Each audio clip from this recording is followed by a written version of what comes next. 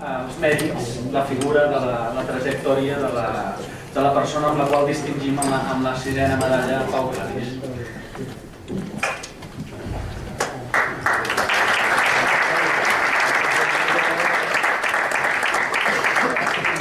Bé, bona nit. La veritat és que si haig de fer una glosa tindré bastants problemes perquè no és la meva especialitat. Jo no vull començar aquest Parlament sense agrair la invitació de l'associació a aquest sopar i la presència de la gent dels històrics del Front Nacional de Catalunya, que segurament sense la seva tasca valenta i arriscada en anys molt difícils, molts de nosaltres no estaríem aquí o aquest país seria d'una altra manera i ens dedicaríem a altres coses. I per tant el seu testimoni ens ajuda a seguir lluitant per un país millor i per un país més lliure.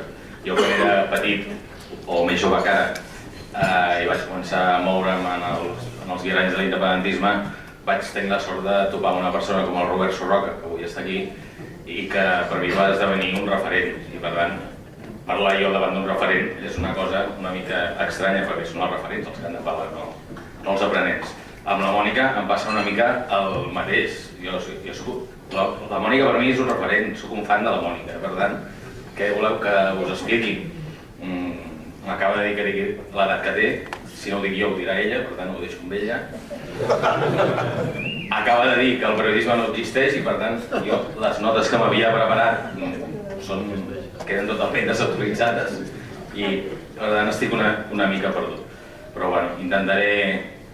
Jo crec que la Mònica la coneixeu tots, és el que aquest país en el terreny del periodisme ha estat, és i serà un exemple de professionalitat i jo crec que bàsicament a la seva tasca almenys hi veig tres valors que serveixen no només per la professió periodística sinó per qualsevol professió i per qualsevol país que vulgui tirar endavant.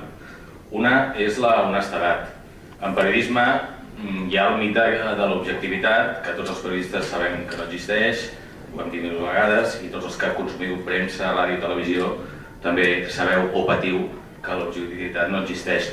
Però sí que existeix la honestedat, és a dir, hi ha persones que fan la seva feina d'una forma honesta, que expliquen al món el que veuen, l'interpreten de forma honesta i no fan una feina que no desvirtua la realitat, sinó que la interpreta d'una manera adequada i això sempre és legítim.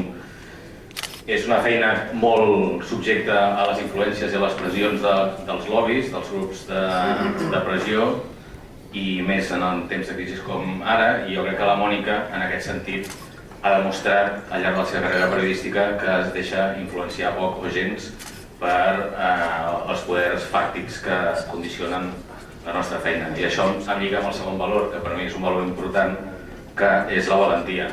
Jo no oblidaré mai, una vegada, no sé si encara feies el programa o ja eres directora, vas fer una entrevista a l'expresident Zapatero, allà als jardins de la Moncloa, un escenari molt bucòlic, i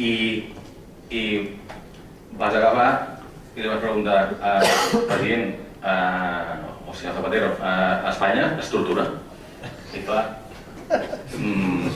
això, que és una pregunta que qualsevol periodista britànic faria al president espanyol, no hi ha cap periodista espanyol i crec que no gaires periodistes catalans que li farien a Zapatero. I la Mònica Terribas ho va fer i la cara del Zapatero va ser fantàstica. Jo crec que això és fer periodisme valent. Posar les coses damunt la taula, saber que hi ha una realitat conflictiva i posar-li a davant de la persona responsable perquè doni explicacions. Hi ha aquella entrevista, n'hi ha hagut moltes més, vosaltres segurament deveu ser seguidors de Mònica Terribas televisivament parlant i per tant ja sabeu de què parlo. I aquesta valentia jo crec que cada vegada és més difícil de fer en el context de crisi econòmica perquè el periodisme està en un procés de precarització laboral brutal. Hi ha altres professions que també, però el periodisme és espectacular.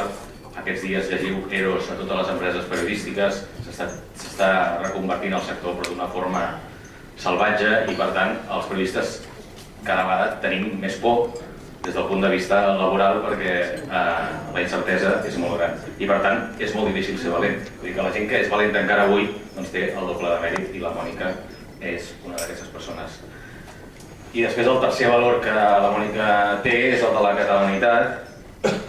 Jo sempre dic no com a bandera sinó com a sinònim de professionalitat. És a dir, jo crec que els periodistes catalans hem d'actuar com a tals i això no vol dir anar amb l'etiqueta aquí al front perquè llavors els hi posem en els nostres rivals massa fàcil per criminalitzar-los des del punt de vista professional, sinó que ho hem d'actuar amb normalitat com ho fa un periodista de la BBC o un periodista de la CNN respecte al seu país.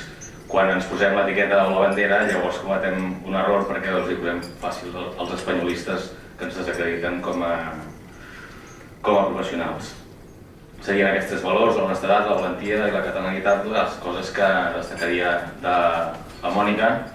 Quan ara fa poc el govern de Catalunya va decidir acomiadar-la, a mi em va sorprendre perquè si havia de ser el govern dels millors, doncs no podia ser que la millor directora de TV3 de la història, que a més estava dirigint una televisió líder d'audiència, fos acomiadada. No hi havia cap argument professional per ser acomiadada. Els resultats de TV3 durant el seu període han estat excel·lents i, per tant, doncs em vaig en un disgust, però després vaig decidir donar-li la volta al disgust i vaig dir, bueno, doncs la recuperarem pel periodisme.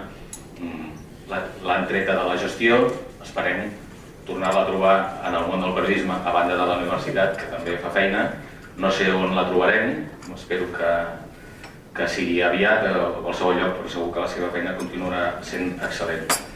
I per acabar volia recordar una cosa que jo crec que és important, que és que la Mònica, quan va ser destituïda de TV3, els treballadors de TV3 la van acomiadar amb un aplaudiment.